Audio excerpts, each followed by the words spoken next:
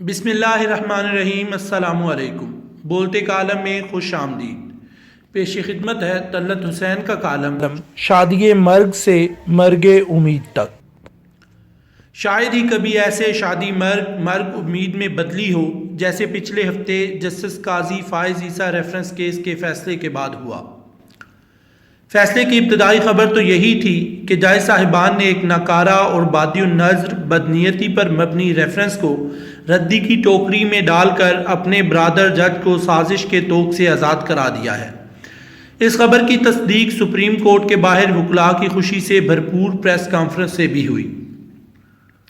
جب supreme court bar کے صدر اور حامد خان جیسے مستند قانون دان اس کو ایک تاریخی فتح قرار دے رہے تھے اور جسٹس قاضی کے مرکزی وکیل منیر ملک ریفرنس کے خاتمے کو اپنے موقف کے حق میں دلیل کے طور پر پیش کر رہے تھے، تو ظاہر ہے کہ خبر مسرت کے جذبات سے ہی تحریر ہونی تھی۔ میں نے بھی اس دوران ان معلومات کے پیش نظر اپنے یوٹیوب چینل پر ایک تحسین سے پرتجزیہ کیا اور اس فیصلے کو تاریخی اور جمہوریت پرور قرار دیا، لیکن پھر مختصر فیصلے کا متن پڑھنے کو ملا۔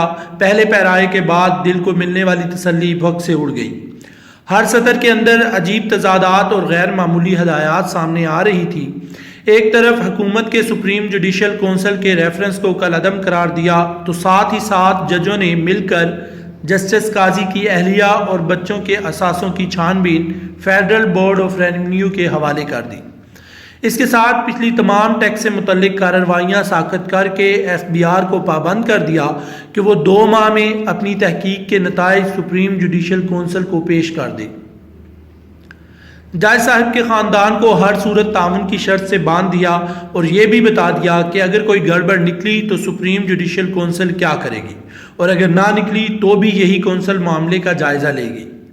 ذہن معوف ہو گیا، سمجھ میں نہیں آ رہا تھا کہ جسٹس فائز عیسیٰ کے خلاف ریفرنس خارج ہوا یا ایک نیا داخل کرنے کا اہتمام کیا گیا ہے۔ جسٹس فائز عیسیٰ کے خود کفیل اور خود مختار بچوں کے ٹیکس گوشوارے جو ایف بی آر کے پاس پہلے سے ہی موجود ہیں، اب سپریم جوڈیشل کونسل کے پاس کیوں جائیں گے؟ یہ فورم تو صرف ججوں کے احتساب اور ان سے متعلق شکایات سننے کا ہے۔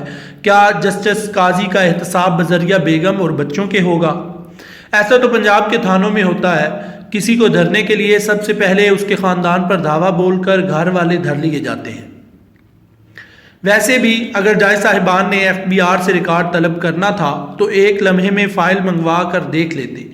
ویسے کوئی ایسی مثال ہے کہ عام خود کفیل شہریوں کے ٹیکس گوشوارے اعلیٰ ترین عدالتی فورم بھجوانے کے لیے باقاعدہ احکامات جاری ہوں، نئی تحقیقات کی شرط کے ساتھ؟ تو کیا جسٹس فائز عیسیٰ اپنے برادر ججوں کے سامنے اپنی بیگم کے معاشی معاملات کے جواب دہ ہیں؟ ان سوالوں کا جواب کسی کے پاس نہیں تھا۔ فیصلے کے 2 گھنٹے بعد میں نے اپنے بلاگ میں یہ سب تضادات، غیر معمولی ہدایات اور جاری کردہ عدالتی فیصلے کے متن میں چھپی ہوئی بھیانک حقیقت کو لکھ دیا۔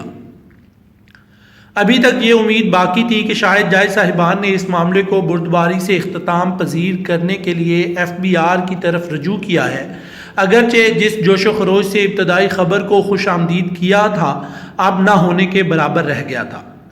اصل دھچکا اس وقت لگا جب بابر ستار نے، جو جسٹس فائز عیسیٰ کے قانونی ہراول دستے کے رکن تھے، اپنے ٹویٹس کے ذریعے بغیر لگی لپٹی اس فیصلے کا پوسٹ مارٹم کر دیا۔ پوسٹ مارٹم کیا تھا؟ موت کا سرٹیفکیٹ تھا، لہٰذا پوسٹ مارٹم کہنا مناسب ہوگا۔ بابر ستار کے مطابق ایف بی آر کو 5 سال کے پرانے ریکارڈ کی تحقیق کی خاص سہولت صرف اس عدالتی فیصلے کے ذریعے ہی دی گئی ہے، اس کے علاوہ قانون میں اس کی کوئی گنجائش نہیں۔ ان کے مطابق حکومتی ادارے ایف بی آر کے ذریعے جسٹس فائز عیسیٰ کے خلاف عملاً ایک نئی درخواست دائر ہو گئی ہے، جس کے نتیجے میں وہ تقریباً 75 دن کے بعد پھر اسی سپریم جوڈیشل کونسل کے سامنے کھڑے ہوں گے جہاں سے حکومتی ریفرنس خارج ہوا ہے۔ بابر ستار کے مطابق ایف بی آر کو صرف اتنا ہی کرنا ہے کہ یہ مقدمہ بنائے کہ جسٹس فائز عیسیٰ نے 100 پاؤنڈ اپنی اہلیہ کو تحفے میں دیے تھے جو انہوں نے اپنے اثاثوں میں نہیں بتائے، اور بس اسی پر ان کو گھسیٹ گھساٹ کر فارغ کر دیا جائے گا۔ بابر ستار اس پر بھی حیران ہے کہ ایف بی آر کی تحقیق شروع ہونے سے پہلے ہی سپریم جوڈیشل کونسل کو متحرک ہونے کا کہا گیا ہے۔ یہ کون جانتا ہے کہ ایف بی آر کی تحقیق کا کیا نتیجہ نکلے گا؟ بنیادی معاملہ یہ ہے کہ کسی میں ریاست اور حکومتی جبر کے خلاف آواز اٹھانے کی جرت پیدا نہیں ہونے دینی۔ کون سی عدلیہ کی آزادی، کون سی خود مختاری۔ اس کے ساتھ ہی بابر ستار نے جسٹس فائز عیسیٰ کی قانونی نمائندگی کی ٹیم سے اپنی بیرون ملک مصروفیات کی وجہ سے علیحدہ ہونے کی اطلاع بھی دی۔ یقیناً یہ غیر معمولی طور پر تلخ حقائق پر مبنی تجزیہ ہے۔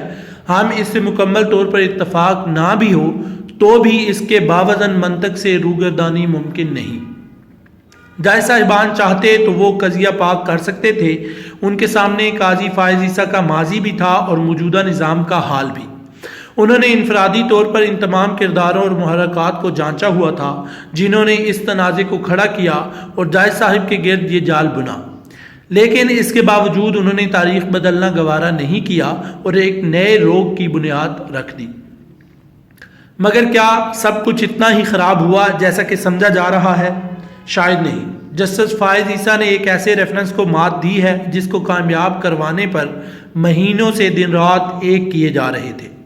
ان کی قانونی ٹیم نے اس تمام وقت میں اپنے موکل کا قد اونچا کیا، جو ایک غیر معمولی کامیابی ہے، یہ جانتے ہوئے کہ ایسے مقدمات میں عمومی طور پر مقدمہ بھی ہاتھ سے جاتا ہے اور عزت بھی۔ اور پھر سب سے اہم، جسٹس قاضی ایک مزاحمتی استعارہ بن گئے ہیں جن کو 2 نمبری سے فارغ کرنا آسان نہیں۔ وکیل، بہت سے جج، عوامی رائے کا بڑا حصہ اور سب سے اہم کہ تاریخ ان کے ساتھ ہے۔ ایف بی آر کی آڑ لے کر ایک اور داؤ کی کوشش ایک فضول اور مہنگی کوشش ہوگی۔ اگلے پروگرام کے ساتھ پھر حاضر ہوں گے۔